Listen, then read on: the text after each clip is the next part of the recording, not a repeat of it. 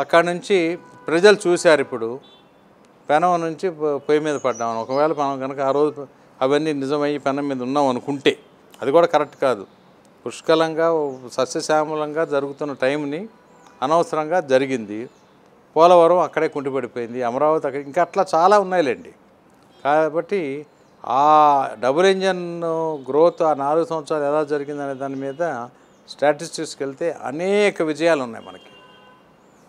ఇంకా అది గంటల తరబడి చెప్పొచ్చు. ఇప్పుడు మొదలైంది కాబట్టి స్లోగా చెప్తాం. అంటే ఇప్పటికీ ఒక బీజేపీ మీద ఉన్న ఒక విమర్శ అండి. యాక్చువల్లీ చంద్రబాబు గారితో పొత్తు పెట్టుకున్నప్పటికీ కూడా రాష్ట్రంలో అధికారంలో ఉన్న వైఎస్ఆర్ కాంగ్రెస్ పార్టీతో ఈనాటికి కూడా బీజేపీకి లోపాయకార ఒప్పందం ఉంది. కాబట్టి మొన్న మోడీ చిలకలూరుపేట సభకు వచ్చిన సందర్భంలో కూడా జగన్ ప్రభుత్వాన్ని ఎక్కడ విమర్శించలేదు, జగన్ అవినీతిని కూడా ఎక్కడ పల్లెత్తి మాట కూడా అనలేదన్న విమర్శ విపరీతంగా ఉంది ఆంధ్రప్రదేశ్లో.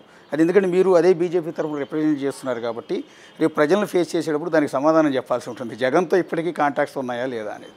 మీరు ప్రజలు విమర్శ అంటున్నారు కాబట్టి విమర్శ అంటే తెలియని వాళ్ళు అనొచ్చు. మొన్న నరేంద్ర మోడీ గారు మంత్రులందరూ, అంటే ఇంక్లూడింగ్ ముఖ్యమంత్రి అని ఆబ్వియస్గా అది ఇంప్లైస్, మంత్రులందరూ పోటీపడి అవినీతి చేస్తున్నారు అనేది క్లిష్టంగా చెప్పారు. అందులో డౌటే లేదు. అంటే ప్రధానమంత్రి గారు ఆయన ఉన్న హోదాలో ఇక్కడ గల్లీ లీడర్లాగా తిట్టుకోవడం అరుచుకోవడం ఉండదు.